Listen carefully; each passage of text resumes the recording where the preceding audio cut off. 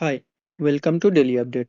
इस क्लास में हम द हिंदू और इंडियन एक्सप्रेस के जितने भी one liner type current affairs रहते हैं उसे कवर करने की कोशिश करते हैं। आज है 16 दिसंबर और आज हमारे पास करीब 5 या 6 न्यूज़ है जिसमें से वन लाइनर टाइप क्वेश्चन निकाल आते हैं। तो चलिए शुरू करते हैं आज का हमारा क्लास का पहला टॉपिक। हमारा आज का पहला टॉपिक है एमजी नरेगा को लेकर। Mahatma Gandhi national rural employment guarantee act, इसके अंडर जो नरेगा स्कीम है उसमें से क्या होता है, 100 डेज का एक एम्प्लॉयमेंट दिया जाता है किसमें, ग्रामीण एरिया में वर्कर्स को। कौन सा ये सब अनस्किल्ड वर्कर्स को दिया जाता है। अनस्किल्ड वर्कर्स को ये काम दिया जाता है 100 दिन का। उसी को उसी में कुछ गवर्नमेंट चेंज करने जा रही है और उसी के साथ साथ इसका नाम भी बदलने जा रही है। नाम बदल के क्या रखने वाला है, इसका नाम बदल के विकसित भारत गारंटी फॉर रोजगार एंड आजीविका मिशन ग्रामीण ये रखने वाला है। मतलब BVG राम ये नाम है शॉर्ट फॉर्म का। यही नाम रखने वाला है ये एमजी नरेगा को बदलकर। अच्छा, एमजी नरेगा कब इम्प्लीमेंट किया गया था? 2005 में इम्प्लीमेंट किया गया था यूपीए गवर्नमेंट के द्वारा, यानी कि कांग्रेस गवर्नमेंट के द्वारा। अच्छा, इस बिल में जो चेंजेस इंट्रोड्यूस किया है किसने किया है? Union development rural development minister Shivraj Singh Chouhan ने किया है। क्या चेंजेस करने वाले हैं गवर्नमेंट? ये पहले 100 दिन का काम दिया जाता था, मतलब अभी तक 100 दिन का काम दिया जाता है। ये नया चेंज लाने के बाद इसमें 125 दिन का काम दिया जाएगा। और अभी तक 100% फंड किससे आता था? सेंट्रल गवर्नमेंट से आता था। और ये अमेंडमेंट के बाद 60% सेंट्रल गवर्नमेंट देंगे और 40% स्टेट गवर्नमेंट। ये सेंट्रल 60% सेंट्रल और 40% स्टेट गवर्नमेंट देंगे। लेकिन इसमें से कुछ प्रोविजन भी है, जैसे कि जो सब जितना भी 11 नॉर्थ ईस्टर्न स्टेट है और हिल स्टेट है उसमें स्टेट को सिर्फ 10% देना पड़ेगा, सेंट्रल देंगे 90%। और जितने भी यूनियन टेरिटरीज है, 4 यूनियन टेरिटरीज, वो यूनियन टेरिटरीज में सेंट्रल का 100% कंट्रीब्यूशन रहेगा। यही दो चेंज आया है। मेन चेंज में से एक, इसका नाम बदल दिया गया है। दूसरा, एक 100 दिन का काम को 125 दिन का काम में चेंज किया जाएगा। और तीसरा चेंज, ये जो पैसे का बंटवारा है, मतलब जितना भी ये स्कीम में खर्च आएगा उसमें से 60% सेंट्रल गवर्नमेंट देंगे और 40% स्टेट गवर्नमेंट में, जो अभी 100% ही सेंट्रल गवर्नमेंट देते थे। इसी के साथ आगे बढ़ते हैं हमारा आज का सेकंड न्यूज की तरफ। हमारा आज का सेकंड न्यूज है हायर एजुकेशन रेगुलेशन बिल को लेकर। कल ही हमने पढ़ा था गवर्नमेंट ने एक बिल इंट्रोड्यूस किया है हायर एजुकेशन रेगुलेशन को लेकर एक बिल। कौन सा बिल? विकसित भारत शिक्षा अधिष्ठान बिल 2025। ये बिल के बारे में हमने कल क्लास में पूरा पढ़ लिया था। आज देख लेते हैं ये बिल किसके द्वारा इंट्रोड्यूस किया गया है।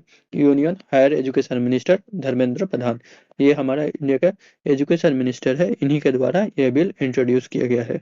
अगर ये बिल के बारे में जानना हो तो कल के क्लास में मैंने बता दिया है, देख लेना, मिल जाएगा। आगे बढ़ते हैं हमारा नेक्स्ट न्यूज की तरफ। हमारा आज का तीसरा न्यूज है न्यूक्लियर पावर बिल को लेकर। अच्छा, रिसेंटली गवर्नमेंट ने न्यूक्लियर पावर को लेकर एक अमेंडमेंट लाया है। उस अमेंडमेंट में कुछ चेंजेस किए हैं। क्या चेंज? मेन चेंज है जो प्राइवेट प्लेयर जितने भी है प्राइवेट प्लेयर, उनको भी अब इंडिया का न्यूक्लियर पावर में एंट्री देंगे, उनको भी काम के लिए एंट्री देंगे। मतलब प्राइवेट प्लेयर को भी अलाउ करेंगे न्यूक्लियर एनर्जी बनाने में। अच्छा, जो बिल इंट्रोड्यूस किया गया है उस बिल का नाम है शांति बिल 2025। शांति का फुल फॉर्म देख लेते हैं। Sustainable harnessing and advancement of nuclear energy for transforming India bill 2025, यही है शांति का फुल फॉर्म। अच्छा, ये बिल रिप्लेस किसको करेगा? ये बिल रिप्लेस करेगा एटॉमिक एनर्जी एक्ट 1962 और civil liability nuclear damage act 2010। ये दो एक्ट को ये रिप्लेस करके ये शांति बिल 2025 लाया जा रहा है। अच्छा, गवर्नमेंट का टारगेट है 100 gigawatt nuclear power capacity by 2047। ये सेंट्रल गवर्नमेंट का टारगेट है। इसी को अचीव करने के लिए गवर्नमेंट चाहती है तो प्राइवेट प्लेयर भी ये न्यूक्लियर सेक्टर में पार्टिसिपेट करे। ठीक है, इसमें से कुछ कुछ फंक्शन बता दिया गया है, प्राइवेट प्लेयर को क्या क्या अलाउ है क्या क्या नहीं, और गवर्नमेंट के हाथ में कौन सा हिस्सा अभी तक सिर्फ गवर्नमेंट के हाथों में ही रहेगा।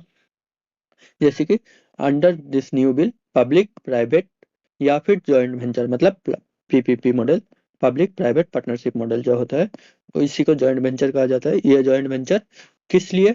न्यूक्लियर पावर प्लांट बनाने के लिए, न्यूक्लियर एनर्जी को स्टोरेज करने के लिए, ट्रांसपोर्ट करने के लिए, इंपोर्ट एक्सपोर्ट न्यूक्लियर फ्यूल को, टेक्नोलॉजी इक्विपमेंट मिनरल, ये सब के लिए, ये सब में प्राइवेट प्लेयर का प्राइवेट प्लेयर को अलाउ किया जा रहा है। और गवर्नमेंट के हाथ में अभी भी कुछ कुछ पावर रहेगा जो प्राइवेट प्लेयर को नहीं दिया जा रहा है। वो क्या है?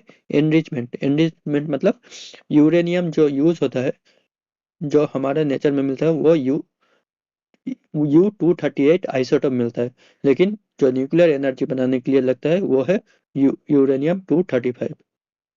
इसी को एनरिचमेंट करके ये बनाया जाता है 235।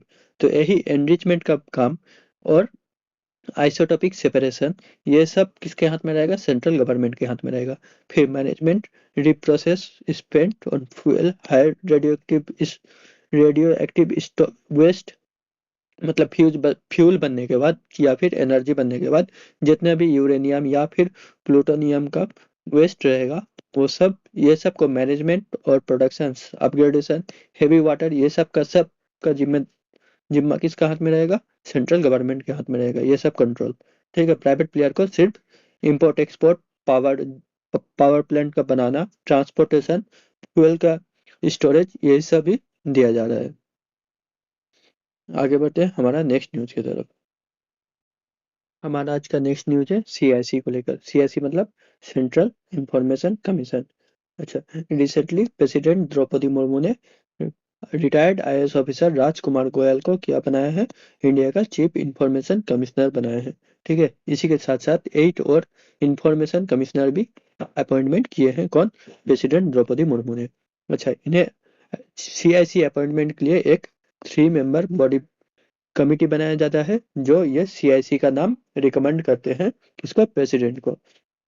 अच्छा, ये 3 मेंबर का कमेटी में कौन कौन रहते हैं? पीएम, और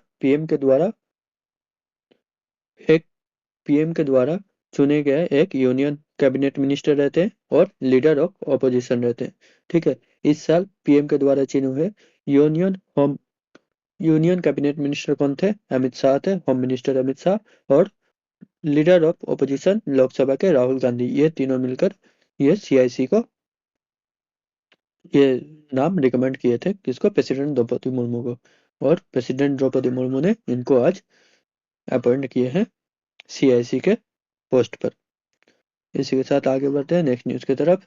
NCAER मतलब national council of applied economic research, ये एक बॉडी है। इसको इसका अभी डायरेक्टर जनरल चूज किया गया है। किसे? सुरेश गोयल को डायरेक्टर जनरल बना दिया गया है। किस चीज का? NCAER का।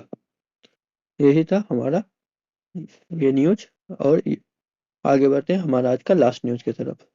हमारा लास्ट न्यूज है पीएम मोदी को लेकर।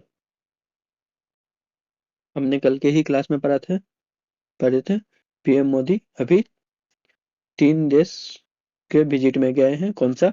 फर्स्ट जॉर्डन, उसके बाद जॉर्डन के बाद जाएंगे कौन सा? इथियोपिया, और उसके बाद ओमान। ठीक है, तो पीएम अभी कहाँ पर है? जॉर्डन में है। जॉर्डन का किंग का नाम देख लेते हैं। कल भी हमने देखा था अब्दुल्ला 2, ये है जॉर्डन के किंग के नाम। तो पीएम इनके साथ बायलैटरल टॉक्स शुरू किए हैं। अच्छा, ये दोनों कंट्री मिलकर अपना ट्रेड को 5 बिलियन पहुंचाना चाहते हैं, $5 बिलियन नेक्स्ट 5 इयर्स में, ये एम बना है।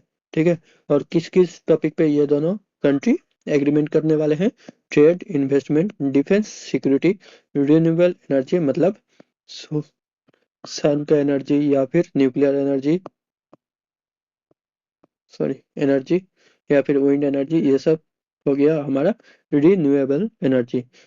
Fertiliser, agriculture, innovation, IT, digital technologies, critical minerals, ये लिथियम बैटरी बनाने में जो लगता है, लिथियम जैसे आयन को क्रिटिकल मिनरल कहा जाता है। Infrastructure, health, pharma, education, capacity, tourism, heritage, culture और पीपल टू पीपल टाइज, ये सब फील्ड में ये दोनों देश के बीच में एग्रीमेंट हो रहा है, या फिर होने वाला है, या फिर हो चुका है। पीएम आज और कल जॉर्डन में ही रहेंगे, तो आज और कल ये ये सभी टॉपिक पे ये दोनों देश के बीच में डील होने वाली है। यही था हमारा आज का लास्ट न्यूज। इसी के साथ हमारा आज का क्लास यहीं पर खत्म होता है।